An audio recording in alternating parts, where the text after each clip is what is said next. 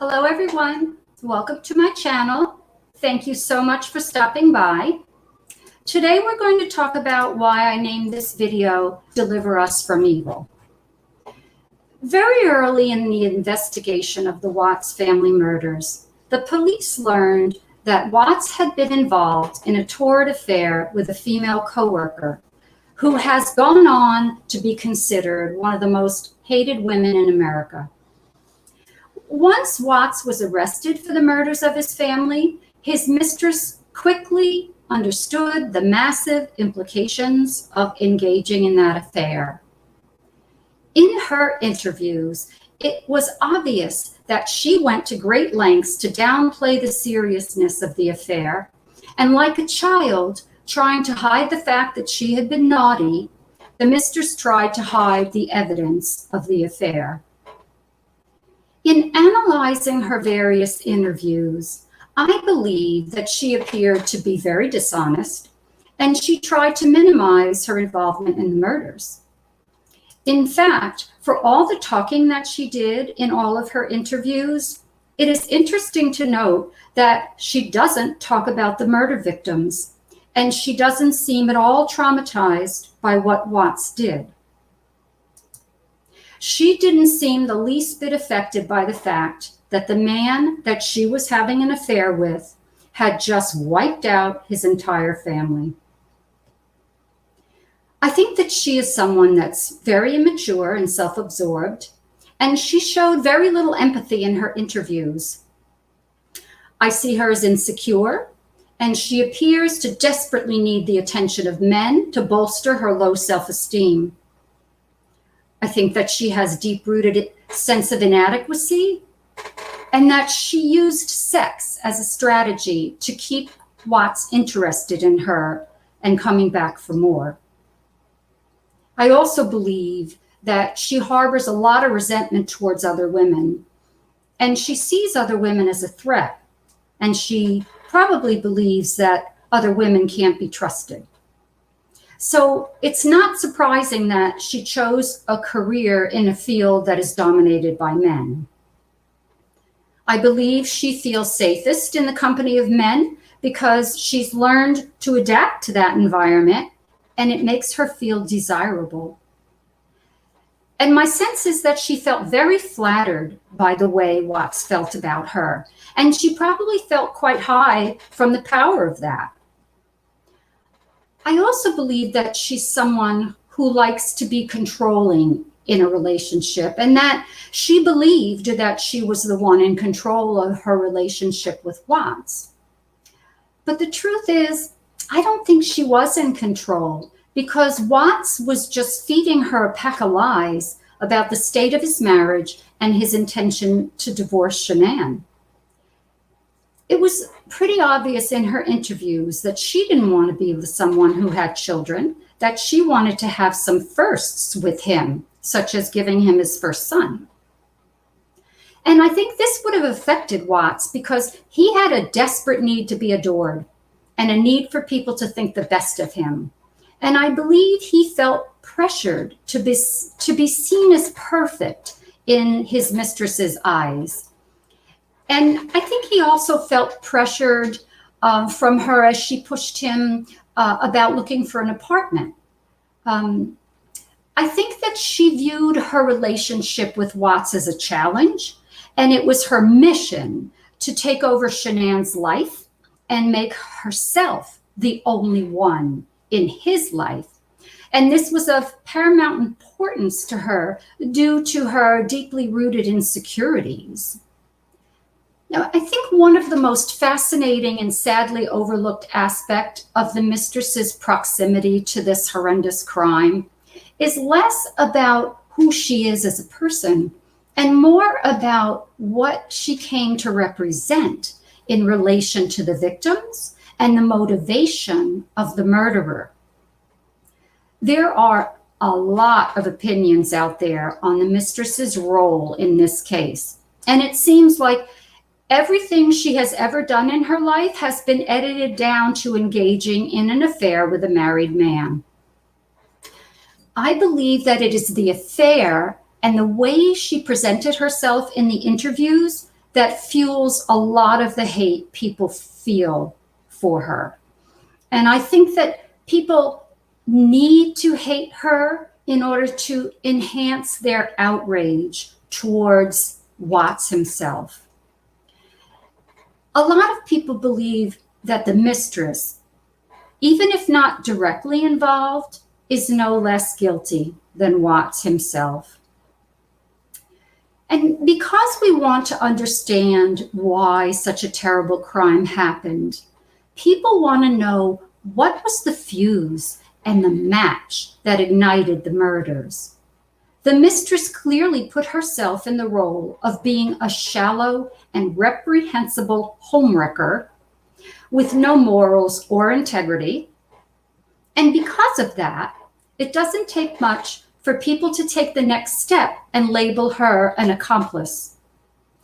And even if it is never legally proven that she played a role in the murders, she is, at the very least, a flawed human being who willingly got involved in an affair with a married man.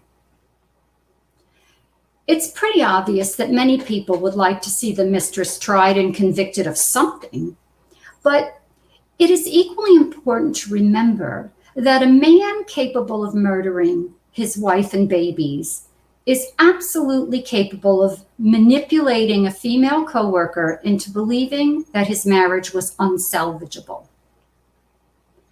And I truly believe that people on the fringes of the mistress haters wouldn't lose a minute of sleep if she was hauled off to Salem, Massachusetts, and tried as a witch.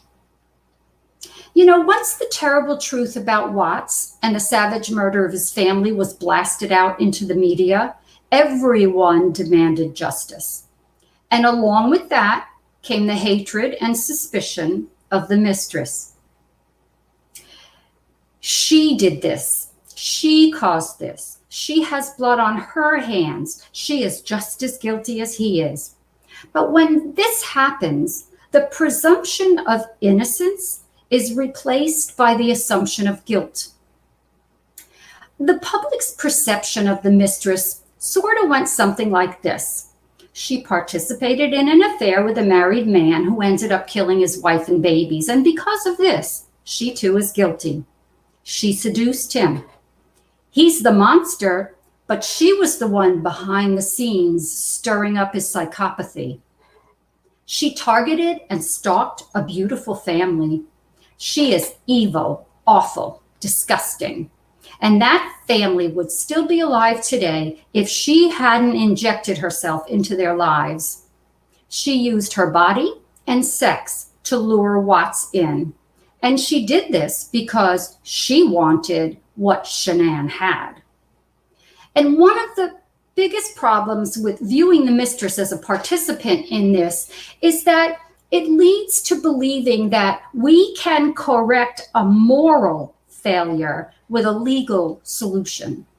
And the public believes that it's their duty to collect on that moral debt. Watts painted himself as a weak-minded individual when it came to the affair, telling law enforcement that the mistress had a leash on him and that he couldn't resist. And so when I see videos and hear comments about how the mistress was such a seductress that Watts couldn't resist her, I think it's important for people to understand that this type of reasoning plays right into Watts's hands. It's the same kind of reasoning Watts put out there about Shanann being a type A personality who made him feel unappreciated and emasculated, as if she were to blame for him killing her. And I think it's particularly despicable that now he is using his family by proxy to continue to blame Shanann. I believe he also enjoys knowing that many people are blaming the mistress as well, and it gives him a small measure of peace of mind. But as long as people refuse to hold him fully accountable for every aspect of his crimes, he feels less culpable.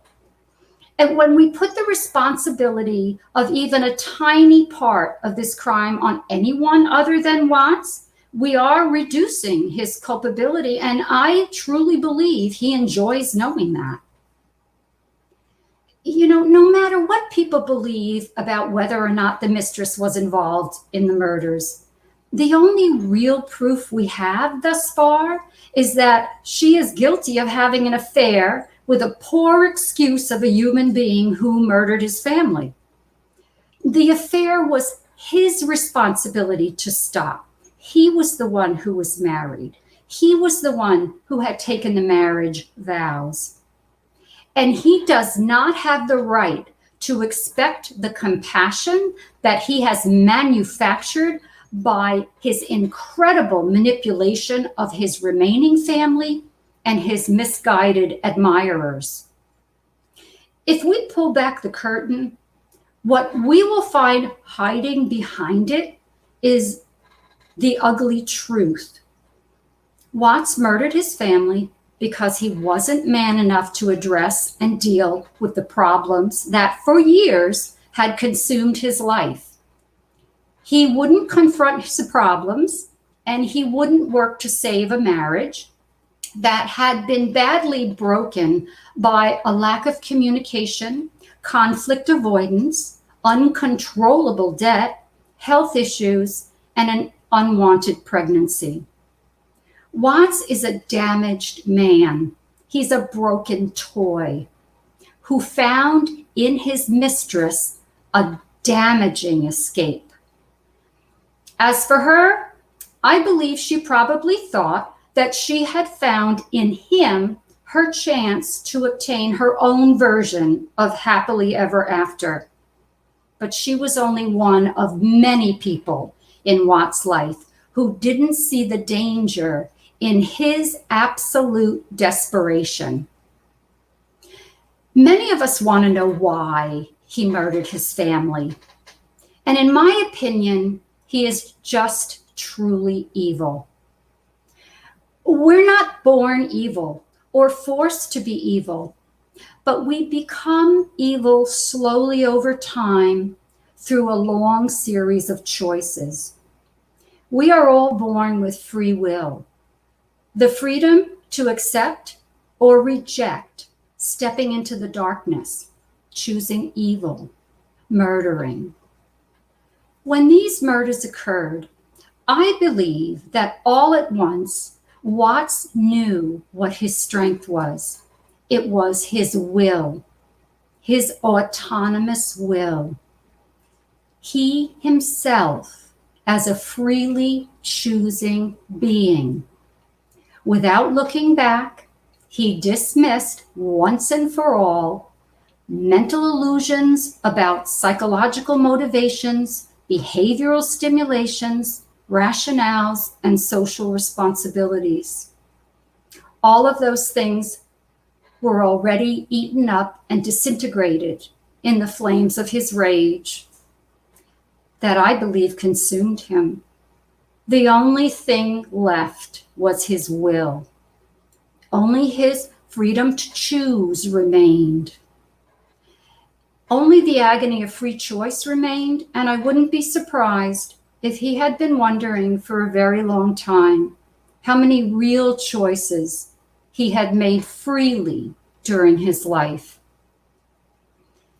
In his conflict between his guilt and his will, he chose his will. He was determined to have his way, to be free of the trappings of his family.